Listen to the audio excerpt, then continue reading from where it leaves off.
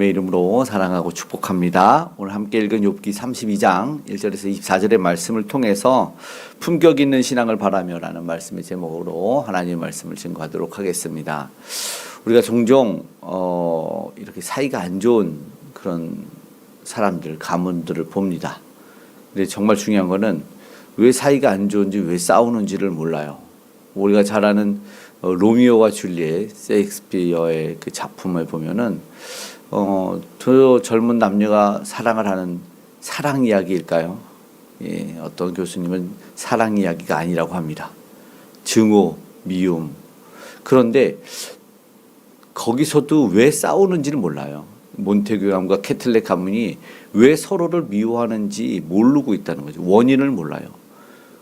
근데 그런 것들이 종종 있대요. 왜 가문이 싸우고 왜 사이가 나쁘냐? 할아버지가 어떻게 했는데 뭔지는 잘 모르겠다. 그러니까 이유와 원인은 몰라요.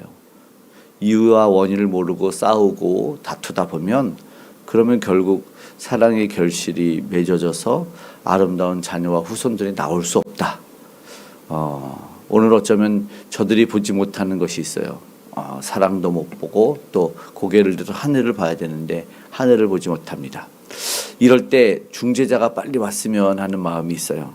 저들의 사이를 다시 원래대로 회복시킬 수 있는, 오늘의 성경이 바로 그들을 회복시킬 수 있는 끝없는 논쟁을 멈추게 할 중재자와 같은 엘리후가 등장을 하게 됩니다. 오늘의 엘리후는 치열한 논쟁, 욥과 친구들이 하지 않았습니까? 마치 폭풍 전야 같았어요. 그런데 그 정적을 깨고 이 청년 엘리후가 등장을 하는 제4의 인물입니다. 이후에 그에 대한 평가도 없어요. 또 하나님이 등장하시기 전에 마치 다리의 역할을 하는 것이 아닌가 이런 생각도 갖게 됩니다. 엘리후는 인간의 지혜가 바닥난 곳에서 다시 하나님의 순결을 전하기 위해서 입을 열고 있다라는 것입니다. 왜 혼나는지, 우리가 또 왜 싸우는지 정말 모르고 있고 나의 이야기만 계속하고 나의 자존심만 내세우다가 정말 놓치고 있는 것은 무엇인지를 오늘 한번 또한 살펴보게 될 것입니다. 특별히 나이를 넘어선 신앙의 품격을 가진 이 엘리후의 등장을 통해서 오늘 우리 세 가지를 한번 살펴보겠는데, 먼저 첫 번째는 침묵의 인내입니다. 하나님을 기다리는, 하나님의 때를 기다리는 지혜를 생각해보고 기도하기 원합니다. 6절의 말씀을 함께 읽어보겠습니다. 부수 사람 바라겔의 아들 엘리후가 대답하여 이르되 나는 연소하고 당신들은 연로하므로 뒷전에서 나의 의견을 감히 내놓지 못하였노라. 자신이 연소함으로 말미암아 기다렸어요. 때를 기다렸다, 침묵했다.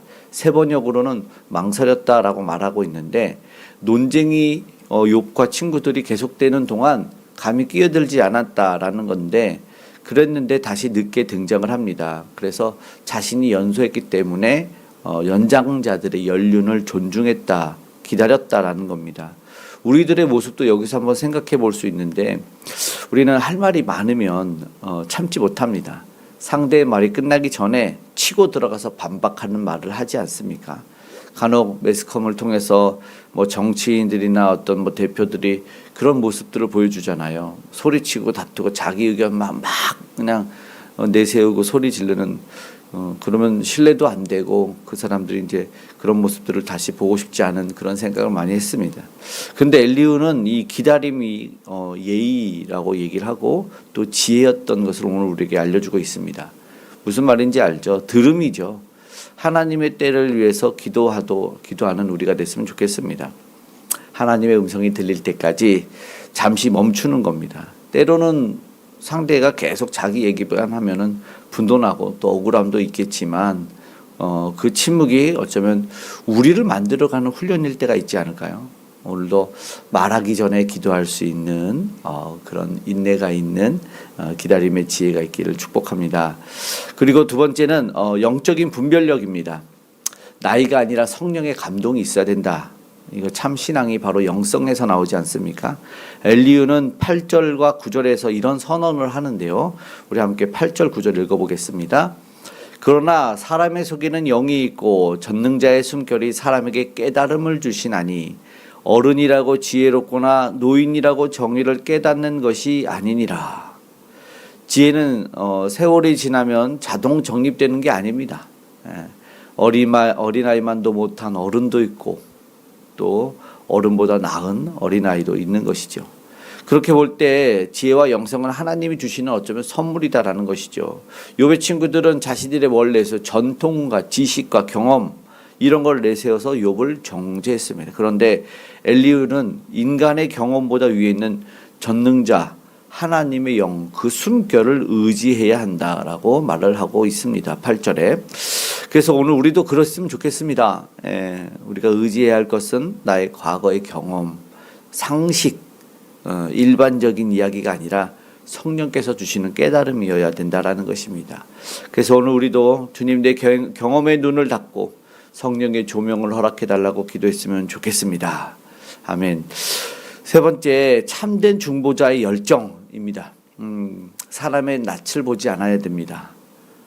엘리후가 자신 속에 있는 하나님의 말씀이 가득하다고 19절에 터지게 된 새 가죽 부대라고 말합니다. 그는 사람에게 아첨을 하고 그 얼굴을 보면서 하나님이 주신 마음대로 전하지 못하는 것이 아니라 하나님이 전하기를 원하는 것을 전한다라는 것이죠. 특별히 우리가 살다 보면 마음대로 눈치 보면서 말 못할 때가 있다라는 말 하지 않아요? 특히 목회자나 어떤 리더들도 그래야 된다고 생각을 해요. 사람 눈치 보지 말고 사실상 목회에서 하나님만 보고 해라 뭐 이런 소리 많이 하지만 솔직히 의식하게 되죠. 사람을 안 볼 수는 없을 텐데 그런데 가장 크게 의식해야 될 분이 하나님이다라는 것을 종종 깨닫습니다. 18절 같다면 아무 탈이 없을 텐데 원망도 없어야 되는데 말이죠. 18절 말씀 읽어보겠습니다. 내 속에는 말이 가득하니 내 영이 나를 압박함이니라. 하나님이 원하시면 하고 원치 않으면 절대로 말하지 않아야 되겠죠. 바로 그것입니다. 이것이 또한 공동체가 받아들일 수 있었으면 좋겠어요. 하나님이 하시는구나. 또 때로는 좀 강한 메시지라도 하나님이 우리에게 들으시라고 하는구나. 그런 메시지를 우리가 받아들였으면 좋겠다는 것이죠. 우리가 아는 예레미야의 경우를 우리가 보지 않았습니까? 하나님이 심판을 선포하라 그래서 선지자는 그대로 전하기만 했잖아요. 그런데 사람들이 받아들이지 않아요. 왜 이렇게 어려운 시기에 축복의 말을 해야지 왜 이런 저주의 말을 하느냐, 심판의 메시지를 전하느냐고 선지자 예레미야를 때리고 죽이려고 하는 것을 우리가 보았습니다. 오늘 등장한 엘리후는 욥이 자기의 의를 친구들의 무지 정죄 사리에서 욥의 의와 친구들의 정죄 사이에서 다리 역할을 합니다. 우리는 중재라고 합니다. 마치 하나님의 등장을 예비하는 광야에 외치는 소리가 같다. 이런 느낌이 들죠. 이런 중재자의 역할이 오늘 우리에게 필요하다라는 것입니다. 서로의 화해의 다리를 연결할 사람 말이죠. 오늘 말씀을 마치고 이제 함께 기도하기 원합니다. 오늘 본문의 엘리후는 우리에게 참된 중보자인 예수 그리스도를 투영시켜 보여주고 있습니다. 욥은 자신의 의로움을 호소했지만 답답함을 해결할 수 없었고 친구들은 정죄만 할 뿐 욥의 눈물을 닦아주지 못했습니다. 오늘 우리에게 인간 모든 위로 또 신학적 논쟁이 실패하는 모습, 그러나 엘리후가 나타나서 하나님의 숨결을 전한 것처럼 우리도 죄로 인해서 하나님과 원수되어 끝없이 논쟁하는 그 고통 속에 사는 우리 인생에 끝없이 미워만 하든 끝없이 싸우고 원인도 모르고 다투는 우리에게 사실은 예수 그리스도가 오셨다는 것을 알기 원합니다. 우리 예수님은 사람의 눈치를 보지 않으셨고 하나님의 공의를 온전히 이루셨고 동시에 고통받는 우리를 정죄하지 않으시고 친히 그 고통을 홀로 담당하셨다라는 것입니다. 상상조차 못할 일을 우리 예수님이 하셨습니다. 엘리후가 하나님의 말씀을 전하기 위해서 터질 것 같은 심정, 그 심장을 가졌던 것처럼 오늘 우리 예수님도 우리를 향한 사랑 때문에 십자가에서 그 심장이 터지기까지 우리를 위해 중보하신 참 중재자시다라는 것을 기억했으면 좋겠습니다. 유일한 중보자이시죠. 엘리후에게서 비춰지는 예수님처럼 우리도 하나님의 때를 기다릴 수 있는 겸손한 모습과 유일한 중재자 예수 그리스도를 더욱 의지하면서 세상에 그 사랑과 진리를 전할 수 있는 저와 여러분 되시기를 주님의 이름으로 축복합니다. 아멘. 사랑의 하나님 감사합니다. 신앙의 품격을 갖길 원합니다. 하나님 원망하고 다투고 아버지 하나님 밑바닥까지 내려가는 아버지 하나님 그런 신앙이 아니라 고결하게 주님과 연결되고 하나님을 연결시켜 줄 수 있는 우리 주님 닮은 신앙이 우리에게 있기를 원하오니 은혜를 더하여 주시옵소서. 주여 함께 하셔서 아버지 우리의 지식이나 삶의 모든 경험을 앞세우기보다 우리 성령의 숨결을 아버지 하나님 성령의 조명을 우리 아버지 하나님 기다릴 수 있는 겸손한 우리가 되게 도와주시옵소서. 우리 사람의 위로로 끝난 곳에 아버지 찾아오신 예수 그리스도를 다시 나의 유일한 중보자로 삼을 수 있도록 도와주시기 원합니다. 오늘 우리가 만나는 사람들에게 내 의견이 아닌 하나님의 사랑과 진리를 전할 수 있는 새가족 부대가 되게 은혜를 주시옵고 우리가 그런 통로가 되게 하여 주시옵고 그 역할을 하는 우리 선교사님들과 오늘도 동행하여 주시옵소서. 하나님의 나라가 확장되길 원합니다.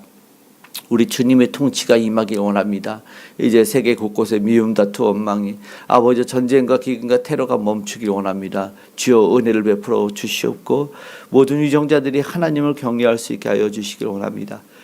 오늘도 주님의 백성들이 우리 주의 은혜로 아버지 회복과 나음을 경험하기 원합니다. 모든 아픔과 고통과 질병이 암덩어리가 사라질 수 있도록 주여 은혜의 광선을 치료의 광선을 더하여 주시옵소서. 이제 하나님 잘못된 체제와 이념이 무너지기를 원하오니 하나님 은혜를 더하여 주시옵소서. 폭력의 우상이 무너져 아름다운 복음의 통일로 이어져갈 수 있도록 사랑의 하나님 은혜를 더하여 주시기를 원합니다. 오늘도 연약한 우리 가운데 함께 하시되 특별히 다음 세대 귀한 영혼들이 주의 은혜와 사랑으로 성장하며 자랄 수 있도록 도와주시고 세상의 아버지 하는 평가가 아닌 하나님 보시기에 기뻐하는 아름다운 신앙의 품격을 우리 다음 세대도 취할 수 있도록 은혜를 더하여 주시옵소서. 오늘 우리와 동행하여 주시기 원합니다. 수요 예배 기도의 가운데도 성령이 충만함을 더하여 주셔서 우리 주님 만나는 기쁨이 있게 하여 주시옵소서. 도우신 하나님의 사랑과 은혜가 우리 가운데 넘쳐나기 원하오니 모든 삶의 현장에 아버지 하나님 주의 산업 현장에 함께하여 주셔서 지키시고 보호하시고 우리 모든 기도와 간구에 응답하여 주시옵소서. 감사드리며 고마우신 예수님의 이름으로 기도드리옵나이다. 아멘.